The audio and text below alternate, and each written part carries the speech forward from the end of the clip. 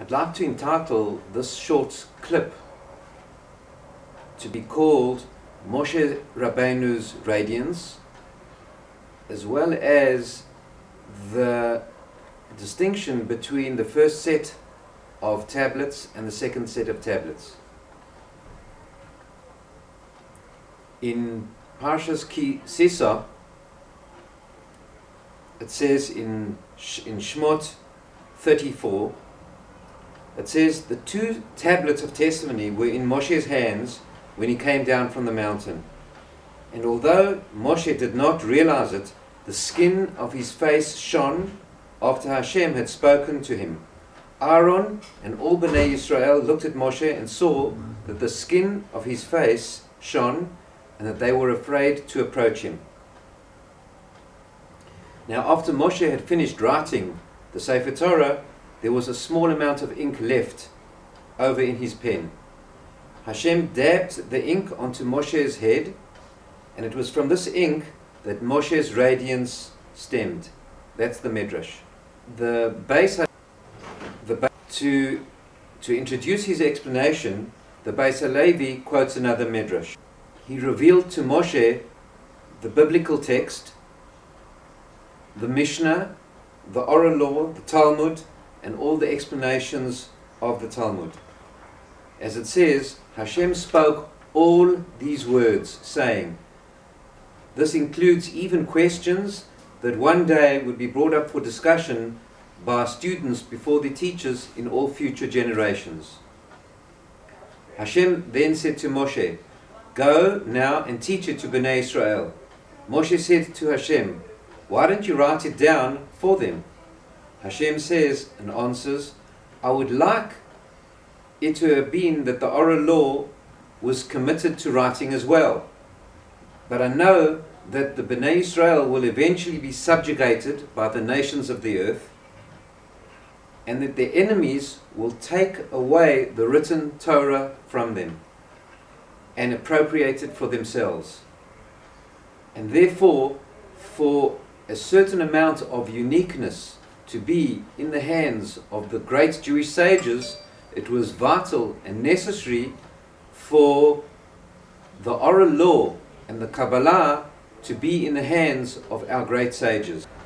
So the Midrash is here telling us a very important idea, that the only reason why the oral law was not written down was to ensure the uniqueness of our great Talmudic sages, that there will always be an element of, from generation to generation, us handing down and explaining the biblical text itself.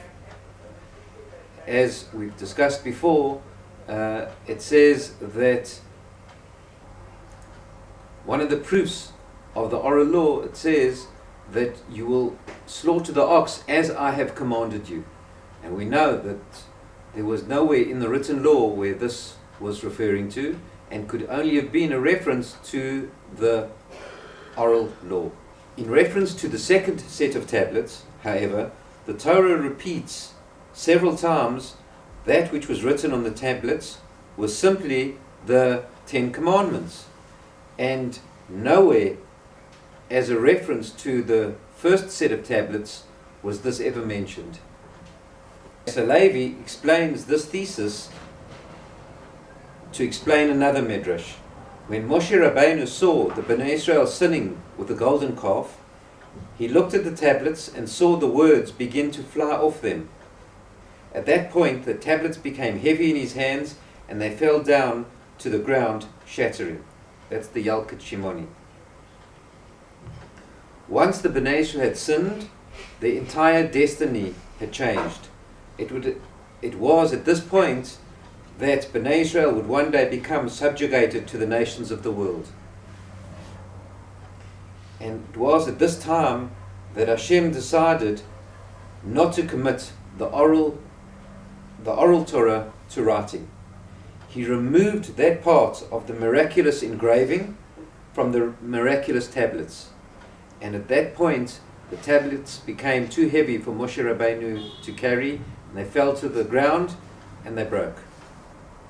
Over here we see the great idea of what the oral law really is, and its contribution to every generation that requires not only reading the biblical text, but really having an oral tradition where one has a teacher.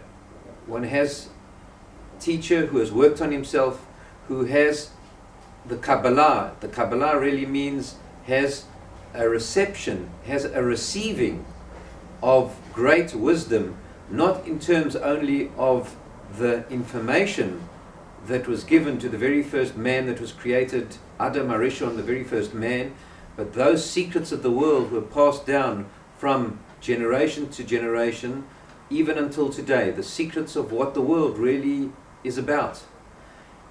And these secrets are understood and taught by a select few. And this is the meaning of the second set of tablets. That the first set of tablets contained even the Kabbalah, the oral law, and Hashem said, but now it's time for us to remove from total exposure that all these wonderful, beautiful secrets of the world will not be in the hands of every Tom, Dick and Harry, but rather in the hands of those great sages, those great scholars that have worked on themselves, that have allowed their own minds to master the Torah, and have allowed the Torah to master themselves, to have mastered their own character refinement, their own development, their own midot. And these are the sages who we look up to, not in terms of religious leaders that preach fanaticism, but rather different fanaticism. Fanaticism about truth, about refinement, about character development, generosity, kindness, loving kindness. And this is what really was the difference between the first and second tablets. The first tablets, in short, contained all information about everything that we need to know. And Hashem removed that and put it graciously in the hands of those select sages who we have access to today, and very select people who really appreciate what truth is, and people who want to allow the Torah to master their own character. Thank you.